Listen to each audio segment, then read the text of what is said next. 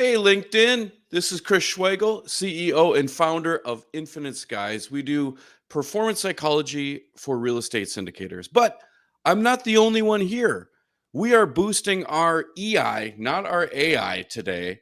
And we're here with Tahira. How are you today? Doing awesome. I'm really happy to be here. Awesome. Thanks for being here. I appreciate that. And first things first, because I promised a hard hitting interview with you, right? First Yeah. things first, uh, tell us just a little bit about yourself and maybe something that people on LinkedIn wouldn't know. hmm Yeah. So something about myself. I was born in England, in London, UK. Oh, I didn't know So that. yeah. I grew up with a British accent, and I moved to Canada when I was 10, and have been in Canada since. Um, yeah, and kind of going through life. I grew up hitting all the check boxes in life as I was told that we should be doing, and then life had a bit of a different different story in line for me. So it's kind of how I came to be doing mindfulness and emotional intelligence now is through my own journey of hitting burnout and finding these tools to be super helpful and valuable for me. And now I'm here to spread it to others. That's awesome. And thank you for doing this. Really appreciate that. And one question I have that I've run into with a few people asking about kind of what we're talking about today, which makes sense, is, emotional intelligence. hmm It's vague. Some people are like, well, duh, of course you need emotional intelligence. And other people are like, well, I don't think I need that. I just want to make some money. So, how do you define emotional intelligence? And if you don't mind, could you make it as tangible as possible, please? hmm Yeah, for sure. So I say like going through life without emotional intelligence is kind of like running a marathon without shoes.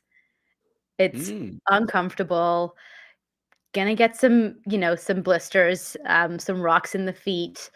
Uh, yeah, it's uncomfortable. It's not pleasant. You're gonna run faster with them and more smoothly and more comfortably.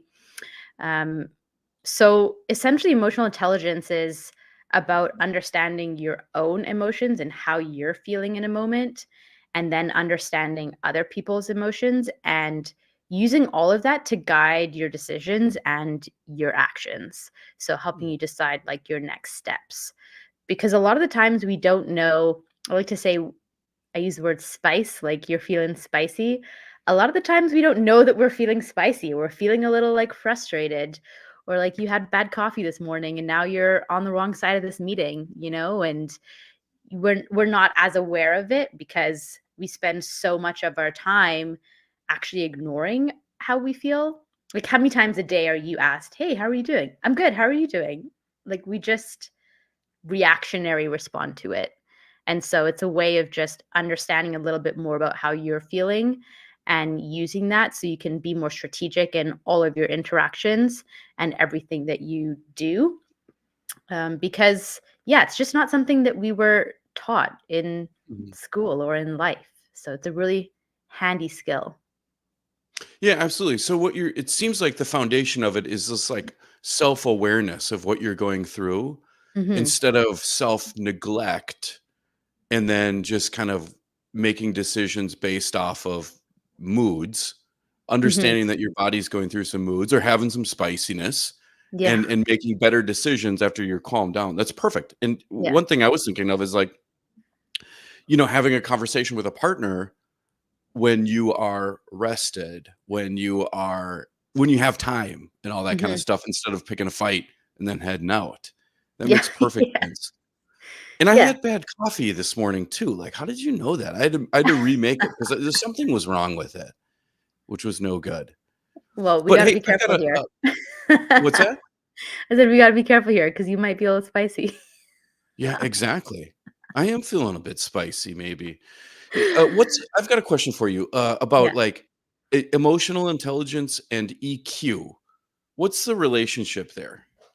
Yeah. So same thing, just interchangeable words, EQ, Oh, okay. EI, essentially the same thing. Okay. And what Yeah. aspects of like life and business are affected positively and negatively from emotional intelligence? Yeah, so there's mostly benefits to when we can use that information and then have it help us. Like we can just kind of leverage it. So for example, if a business leader, comes into a meeting and something I do is to do a quick little check-in with everybody. I could actually even share my screen and share a little tool here that I use for Yeah, um, let's for get people. technical on. Let's Well, see if that will work here. Okay, that's hey, okay. This should be shared here. Yeah. So this hey, is a great work. little gauge that I share with. I do this in every session that I do, and also give it to leaders so they can use it in their meetings as well. But even just having people identify what color they're at when they show up in a meeting, right? Like red is like super spicy, and orange is kind of spicy, right? Yellow, mild. So getting a gauge of where people are at in your meeting helps you understand how to actually communicate more effectively to them.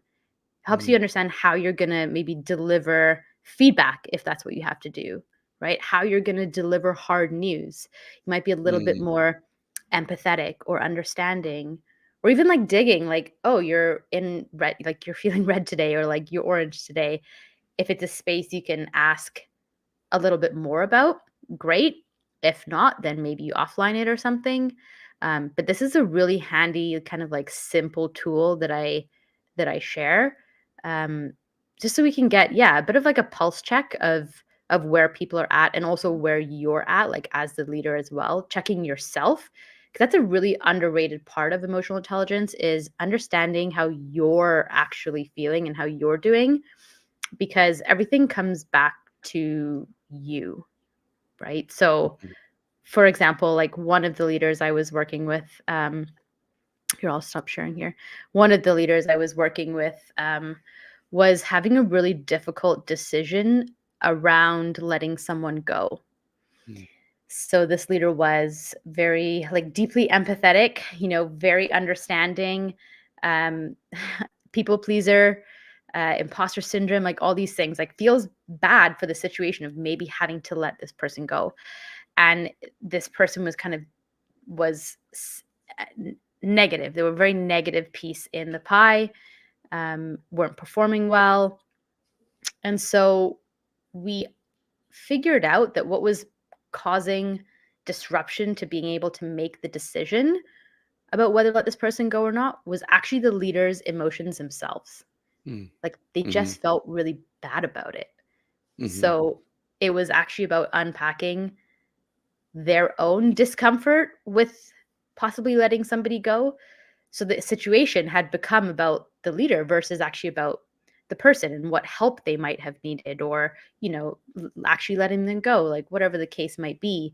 So we kind of separate out the emotions from the facts of the situation, and then you can just see things a lot more clearly, Mhm. right? And a lot of the times we're just in our own way. So it really helps to unlock the decisive leader and help leaders make decisions quicker and feel more confident in their decisions too, and less like second guessing um, situations and what their next right move is. Because that's really what leadership is, right? Making a bunch of decisions and also having to do that relatively quickly. Mhm. So when we can kind of have a map and an overview of the different pieces that are going on that go into making a decision, you can just make a lot more of an informed decision. Yeah, that makes good sense. The visual that's coming to mind right now is thinking of this leader as having like glasses on, and Mhm. maybe those glasses have different colored filters or different are covered up in certain areas, so they can't quite see the entire situation, or maybe are getting a clouded view based Mhm. on their emotions. And we all do this. I do this.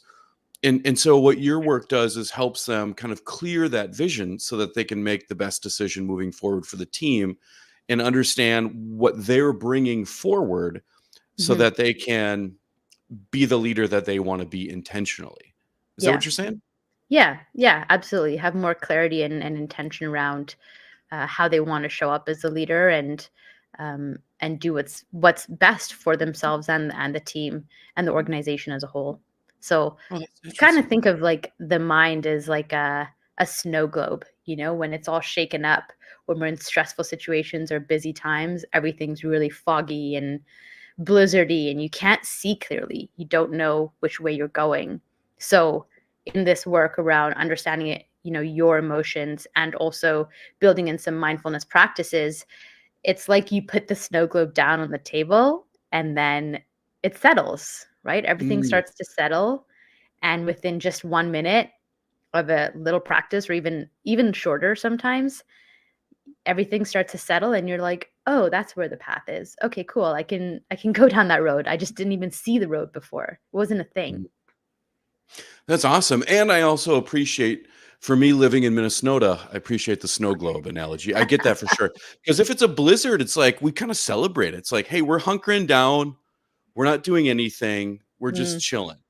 And that's kind of like with what this leader could do. If you're feeling really spicy, that might be a time to hunker down for a few minutes and like really yeah. do some intentional work to like clear that blizzard, and so you can like drive down that road of clarity. Man, Hmm. that was a dad joke in there, I think. But anyway, that was, yeah, Minnesota Adam. Yeah, he's another Minnesotan, so he gets it. That's awesome.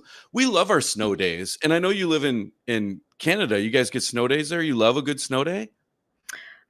Love it, love, hate it. I don't know. My emotions around it are different. So I gotta emotionally check myself every time it bloody snows out here. So Yeah.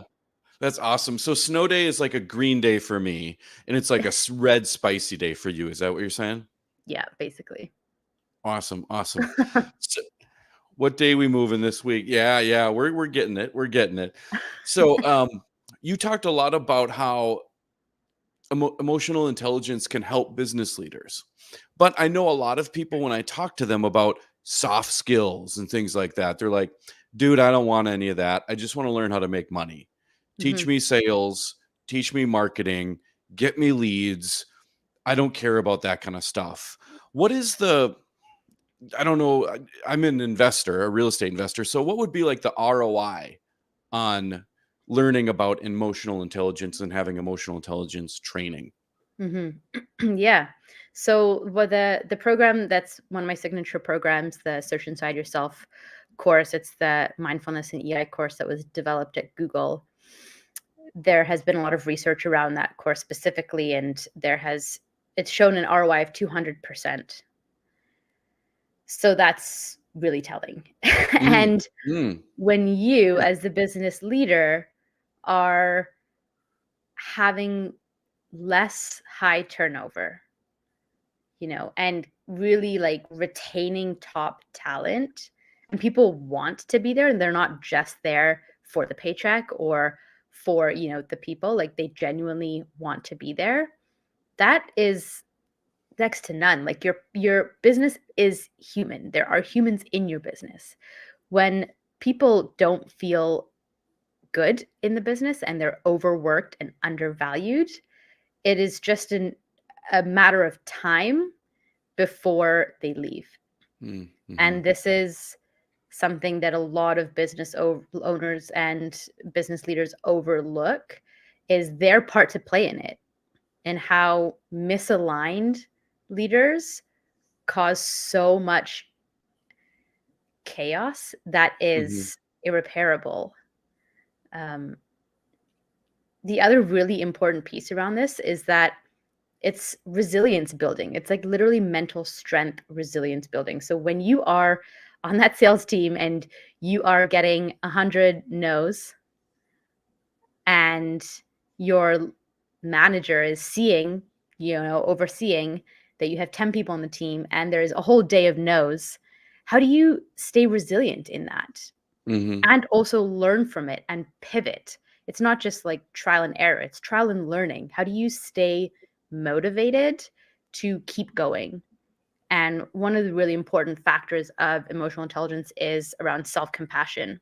mm, And there's been a lot of research around this self-compassion versus self-esteem, and kind of bigging yourself up in that way. Self-compassion understands the challenges and is mindful of it and aware of it, and then uses the learnings to pick yourself up and keep going. It's been directly correlated to increased motivation so that setbacks and challenging times are just less challenging. Like they're just less Mhm. difficult so you can keep going. So these are some of the ways that was a very long way to answer ROI a question on it. But that's some of the ways that it impacts the the bottom line and the bigger picture of businesses.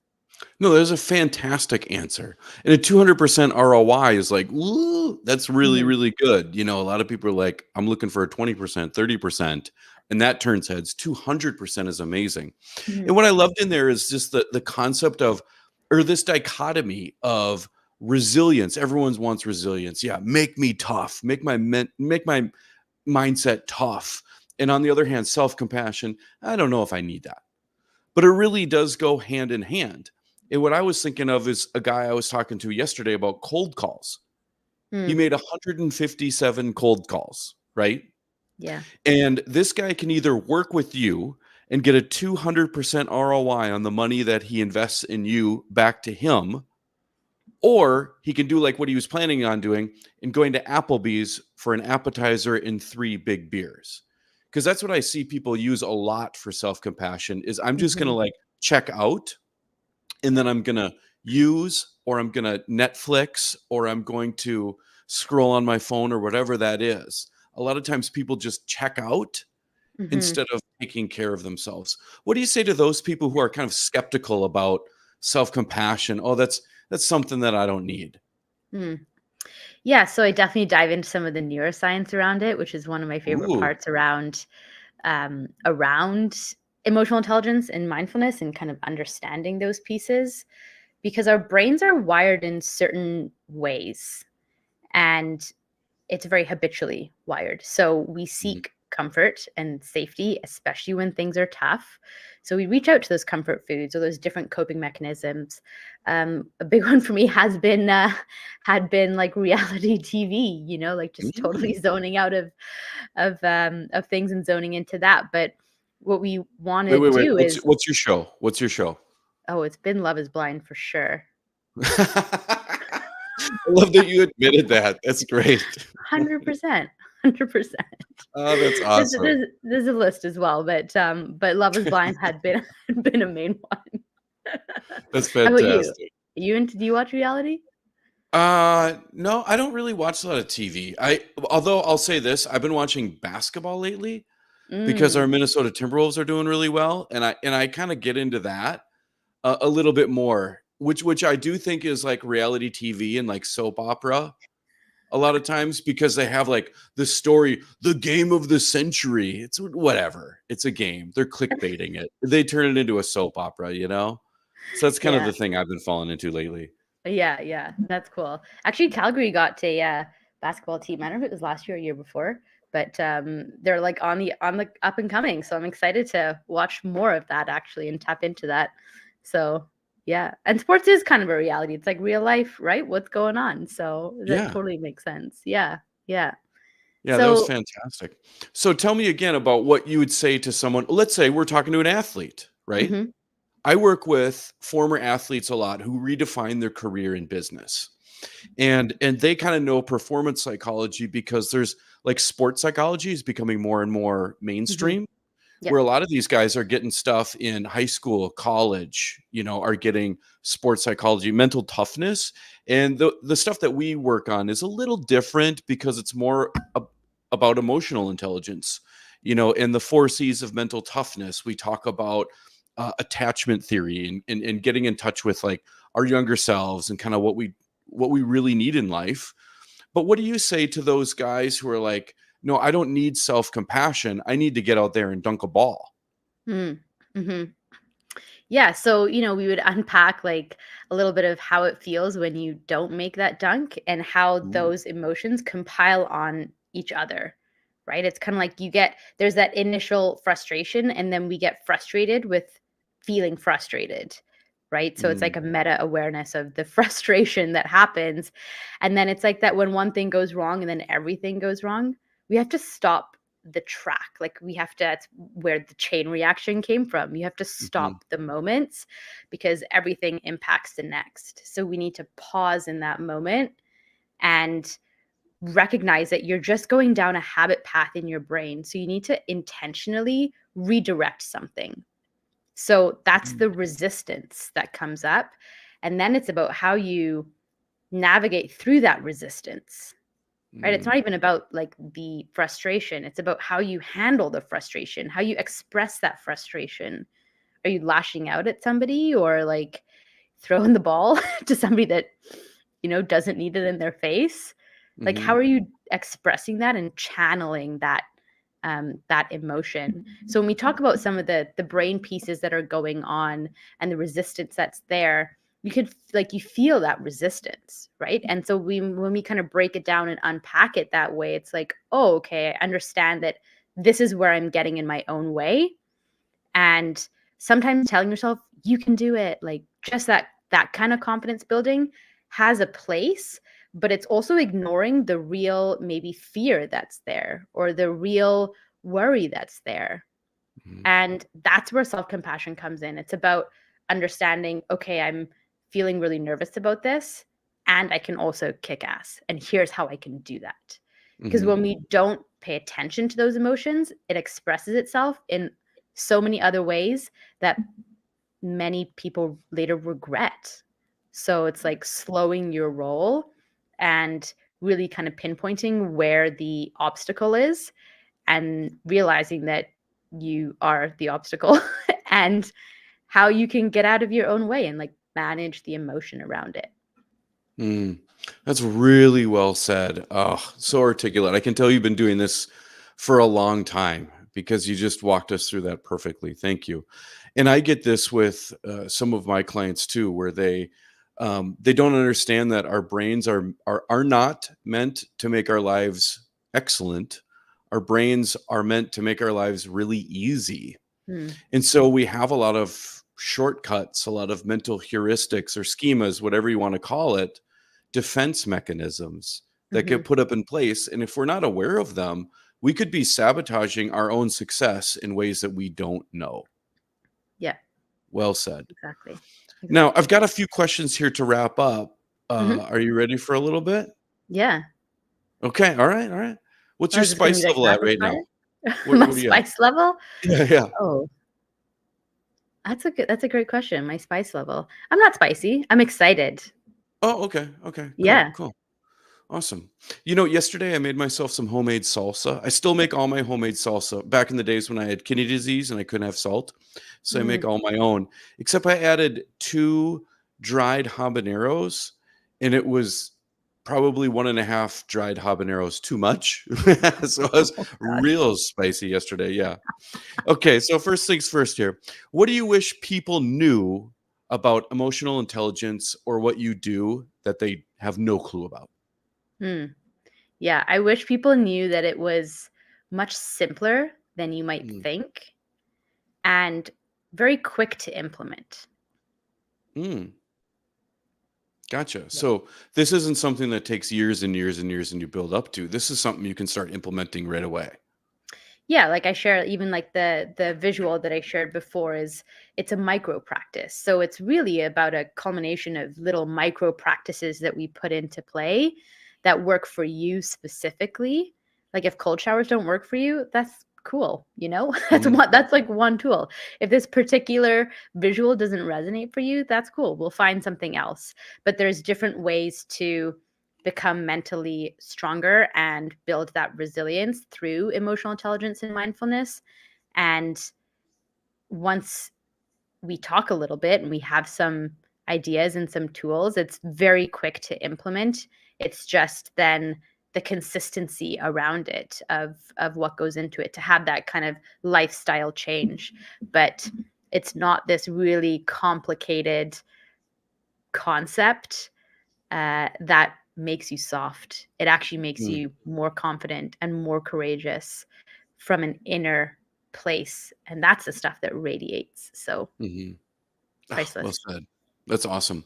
And it sounds like it really compounds. If you can use it right away, it'll Mhm. build on itself over time. Yeah, Fantastic. absolutely. And not just in work, also in life, right? Like these are tools that we're communicating in all different places in our life with kids, with partners, with friends. Like I use these tools in my life as my life. Like it is how I am literally. So it's very universal and versatile that way too. That's awesome. And as you know, as a real estate investor, one of our secret hacks to helping out our life is we invest in properties in places where we want to go. Mm, You know, right now we're building some houses in Cape Coral, Florida, because I live in Minnesota and going to Florida sounds kind yeah. of nice. So why Yeah. not go on a business trip there? I'm trying to explain that to Totally. some people about this too. Hey, you can hire me or hire Tahira as a business expense. What you get on the side, this is going to help you in your life. Yeah. That's Absolutely. awesome. Okay, question number 2 of 3 here to conclude. What pisses you off? What pisses me off is people who don't invest in themselves. Like Mm, everybody wants to get jacked, nobody wants to go to the gym. We live in a world of very high stress, very high distraction, very high tension, and we want to be calmer, but we're not putting in the reps to get there or doing things to help ourselves, which is part of the challenge of being in our own way and the self-sabotage. So I understand it. But I wish people would bet on themselves a lot more and invest in themselves to better their life because it's possible. It's possible. fantastic. Love that. And before we get to the last one, I just want to highlight this comment here from Adam. Habanero spicy is the best spicy. With great power comes great responsibility. You could add too much of that spice. Just saying. Just saying. Awesome. So, last question here, and thank you for being here. Much appreciated. This is awesome. What if you look forward 5 years from now? Where do you see emotional intelligence playing a role in human life? Mm, mhm. Yeah, definitely a lot more integrated into human life. Um, I think there's a lot of awareness that is building around this still. I mean, I've been doing this now for 5.5 years, Hmm. and there's still more education that is needed. So I can see it being a lot more accepted and practiced. I don't know necessarily where I see this particularly in the organizational space, but I have high hopes that the workplace will continue to evolve and there will be more opportunity for this in the workplace.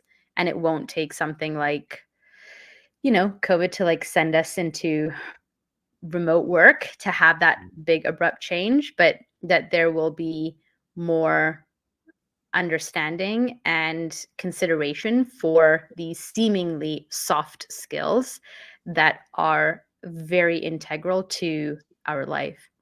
I think that it's also going to be a very interesting mix with all the AI that's coming Hmm. up. Well, has come up already. Yeah, there's definitely some overlap and integration there, and I'm excited to see what comes from that.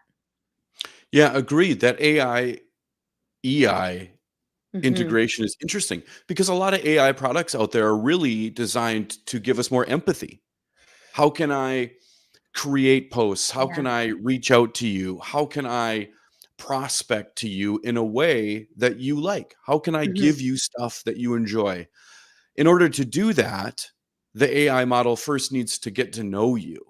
And so that's really Yeah. interesting because are we going to get to know people more? Or are we going to get to know Mm. people less? And I think Yeah. one thing that COVID has given us in this post COVID world is just we need culture in organizations. Like Hmm. people aren't working for a place to just collect a check a lot. I think people realize that there's a lot more choice in where you work and what you do with your time. So I think like culture, psychological safety, where you were talking about Hmm. having good leadership is really going to play a pivotal role in whether or not your business thrives Hmm. or, is a clunker. Yeah, So I absolutely. think, yeah. Thank you so Yeah. much for your perspective to hear. This is great. I love this. Yeah. And My pleasure. love the spice level. I feel like we maintained a pretty good spice level here, don't you think? Yeah. Yeah. It's Yeah, good energy. I love it. yeah, absolutely. And getting a comment here that the big takeaway here was a micro practice mention. That it's a great Mm, way to reframe kind of an introspective development is to do like little micro practices. I think yeah. that's a really nice way to take some of the pressure off of I've got to change overnight. Yes. Yeah, absolutely. The small incremental moments have big impact. Yeah. So reach out to Tahira and she will help you and your organization add emotional intelligence at a 200% return on investment, which is pretty awesome. So thank you so much for joining us today. And we'll see you next week. We're going to be talking about hosting events. We'll need Awesome. emotional intelligence for that for sure. All right. Take, Yeah. take care, Tahira. We'll see ya. Thank you. Bye.